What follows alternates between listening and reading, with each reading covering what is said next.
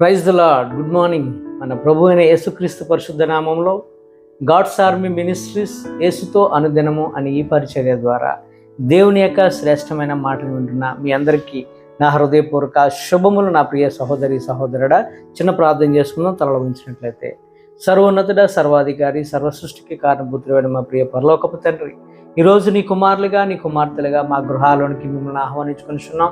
మా హృదయంలోనికి మిమ్మల్ని ఆహ్వానించుకొనిచున్నాం. మేము తెలిసి తెలియక చేసిన పాపములన్నీ క్షమించండి అయ్యా. ఇదిగో నాయన ప్రభు, ఈరోజు ఎవరైతే నాయన ప్రభు పుట్టినరోజులు, వివాహ దినోత్సవాలు జరుపుకుంటున్నారు, నీ కుమారులకు నీ కుమార్తెలకు నూతనమైన సంవత్సరమైన దయాకిరీటముతో నీ కుమార్తెలను మీరే దీవించి ఆశీర్వదించండి అయ్యా. ఎవరైతే నాయన ప్రభు రోగులై ఉన్నారు, ఇప్పుడే ఏ భాగములు అయితే, ఏ పరిస్థితి అయితే నేను వారికి నాయన ప్రభు ఇబ్బందికరంగా ఉందో, ఇప్పుడే ప్రతి భాగాన్ని ఇప్పుడే ముట్టి స్వస్థపరచండి అయ్యా. ఎవరైతే ప్రయాణాలు చేస్తున్న వారందరికీ సుఖవంతమైన ప్రయాణాలు మీరు అనుగ్రహించమని ప్రార్థిస్తున్నాం తండ్రి. ఈ మాటలు ఉంటున్న నా ప్రియ సహోదరి సహోదరులందరినీ నీ వాక్య సత్యములో పోషించమని యేసు నామంలో ప్రార్థించి వేడుకొంచున్నామా యెహోవా తండ్రి, ఆమేన్. God bless you. దేవుడు ఈరోజు మనతో మాట్లాడుతున్న మాట ఏంటంటే, నిన్నటి దినంలో మనం యేసుక్రీస్తు ప్రభు వారి యొక్క మాటలు, ఆయన యొక్క క్రియలు, ఆయన నడవడికని గురించి మనం ఆయన మాటలు విన్నవారి జీవితాలు ఎలా మార్చబడ్డాయో విన్నాం. ఈరోజు అందులోనే బి యాటిట్యూడ్లో మరొక మాట ఏంటంటే, మత్తయి సువార్త 5వ అధ్యాయం 5వ వచనం మనం చూసినట్లయితే, సాత్వికులు ధన్యులు, వారు భూలోకమును స్వతంత్రించుకుందురు అనే మాటను మనం ధ్యానించుకుంటున్నాం. ఆయన నేర్పిన పాఠం ఏంటంటే, అనేకులలో కొంతమంది స్వతహా సిద్ధంగా వారికి పుట్టుక నుంచి సాత్వికం ఉంటుంది, మరికొంతమందికి వారికి పెరిగిన విధానంలో సాత్వికం వస్తుంది. యేసయ్య మాటల్లో సాత్వికం అనేది ఎంతటి యారోగెంట్ పర్సన్ అయినప్పటికీ కూడా ఆయన మాట విని సాత్వికాన్ని కానీ ఎవరైనా ఎక్సర్సైజ్ చేస్తే ఖచ్చితంగా వారి హృదయాలు మార్చబడతాయి. నా ప్రియ సహోదరి సహోదరుడా, సాత్వికంగా ఉండటం ఒక వ్యక్తిలో డెవలప్ అయ్యిందంటే ఆ వ్యక్తి యొక్క పరిస్థితిని చూడవసరం లేదు. అందరితో కలిసిపోతాడు, అందరి హృదయాలను అతడు గెలుచుకుంటాడు సాత్వికుడు. అసలు సాత్వికుడు అనేవాడు ఎలా ఉంటాడండి? మేము చూడాలనుకుంటున్నాము. అదేనో ఎలా ఉంటాడో ఒకసారి చెప్తారా అంటే, సాత్వికుడు ఎలా ఉంటాడంటే నెమ్మదిగా ఉంటాడండి. ఏమనినా తిరిగి మాటకు మాట జవాబు ఇవ్వడు, మౌనంగా ఉంటాడు. ఇతరులు ఏమన్నా చెయ్యని నేరాన్ని మీదనేసుకొని మౌనంగా భరిస్తాడు, సహిస్తాడు, అన్నిటినీ ఓర్చుకుంటాడు. ఆ వ్యక్తిని ఎవరైతే ఏమైనా అంటారో వారే అనవసరంగా నేను రాంగ్గా అతను అన్నాను, మరి చెప్పొచ్చు కదా, అతని వల్ల ఏ నేరం లేదు కదా, అతని వల్ల ఏ ప్రాబ్లం అవ్వలేదు కదా, ఎందుకు చెప్పలేకపోయాడు, అనవసరంగా తిట్టేసానే, అనవసరంగా అనేసానే అని అతన్ని అన్నవాళ్ళే వారి హృదయంలో బాధను, వేదనను గురవుతారు. ఎలా ఉంటాడు సాత్వికుడు అనేవాడు? నెమ్మదితో, ఎవరేమన్నా పట్టించుకోడు, ముందుకు సాగిపోతూ ఉంటాడు. నా ప్రభువుని నేను చూపిస్తున్నాను అనే విధంగా తన హృదయంలో ప్రభువుని పెట్టుకొని నడుస్తాడు. ఇది సాత్వికుడు ఉండే లక్షణాలు. ఆ మాట పడిన వ్యక్తి, ఆ సాత్వికుడు, ఒకవేళ నువ్వు అన్న మాటకి ఒకవేళ అతడు మౌనంగా ఉండి పట్టించుకోపోవచ్చేమో, కానీ అతని పక్షముగా దేవుడు ఉంటాడు కాబట్టి దేవుడైతే మౌనంగా ఉండడు. అన్న వ్యక్తిని వెంటనే ఏదో రూపంలో ప్రభు ఆ వ్యక్తికి పనిష్మెంట్ ఖచ్చితంగా ఇస్తాడు.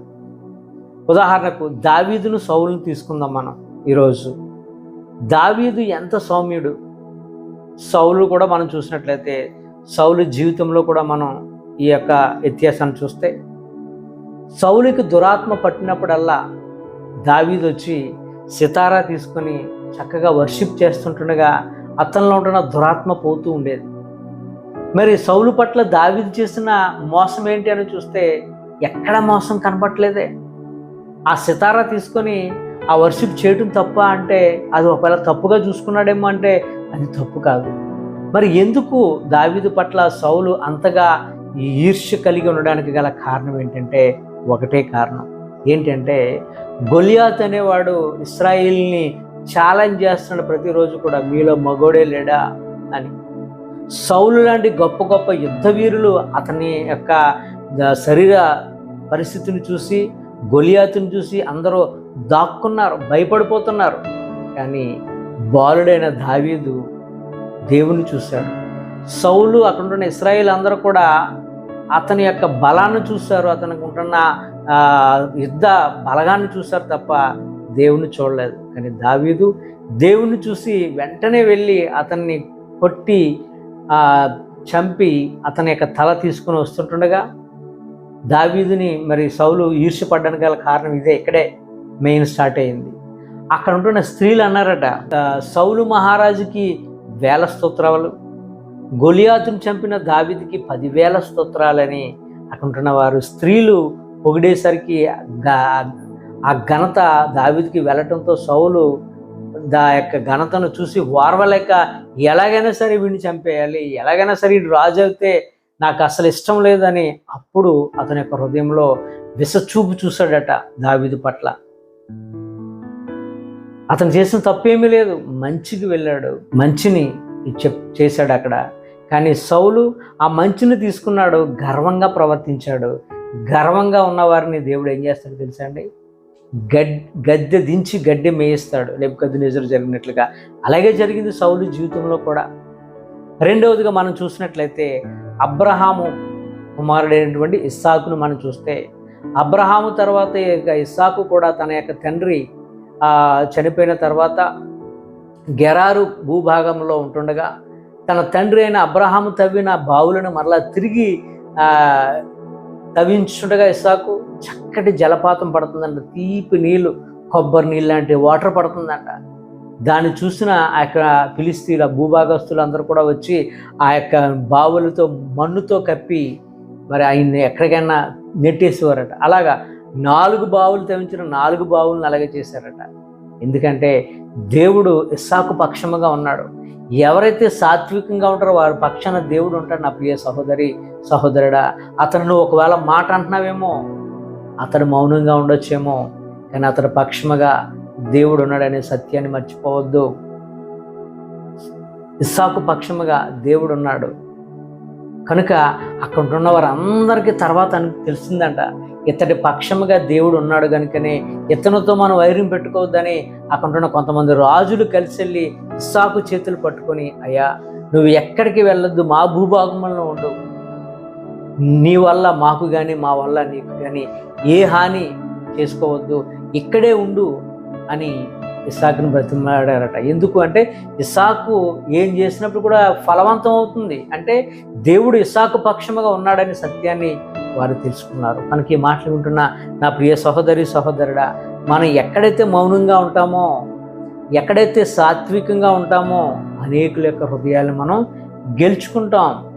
మనము మన పక్షముగా దేవుడు కార్యం చేస్తాడు. నిన్ను అవమానించిన వారే, నిన్ను గద్దించిన వారే, నిన్ను గేలి చేసిన వారే, నిన్ను లేనిపోని మాటలు అన్నవారే తర్వాత వారి హృదయాలు తెరవబడితే వేదనకు గురవుతారు. ఎందుకంటే నీవు సాత్వికుడు కనుక నీ పక్షముగా దేవుడు ఉంటాడు. వారికి ఏదో రూపాన్న దేవుడు ఆ యొక్క తగిన శిక్షకు వారిని గురి చేస్తాడు. కనుక నీవు ఎక్కడున్నప్పుడు కూడా మౌనంగా ఉండు. ఎవరేమన్నప్పుడు కూడా మాటకు మాట వేయొద్దు, ఎవరిని కూడా త్రోలనాడొద్దు. దేవుని చూస్తూ ముందుకు సాగిపో. అది సాత్వికుని యొక్క లక్షణము. ఇట్టి మాటలు మనందరి జీవితంలో, మన కుటుంబాలలో మరి ముఖ్యంగా సాత్వికం ఉండాలి. భార్య భర్తల మధ్య సాత్వికం ఉండాలి. పిల్లలు తల్లిదండ్రుల మధ్య సాత్వికం అనేది మనం డెవలప్ చేసుకుంటే, ఎక్సర్సైజ్ చేస్తే మనం ఎక్కడున్నప్పటికీ కూడా మనం ఏమవుతామండి, భూలోకమును మనం స్వతంత్రించుకుంటామంట. అందరికీ మనం ఫ్రెండ్స్ అయిపోతాం, అందరి హృదయాలు మనం గెలుచుకుంటాం, భూలోకముని మనం స్వతంత్రించుకుంటాం సాత్వికంగా ఉండటం వల్ల. ఇట్టి కృప, ఇట్టి ఆశీర్వాదము మనందరి కుటుంబాలకు పరిశుద్ధాత్మ దేవుడు అనుగ్రహించును గాక. ఆమేన్. God bless you.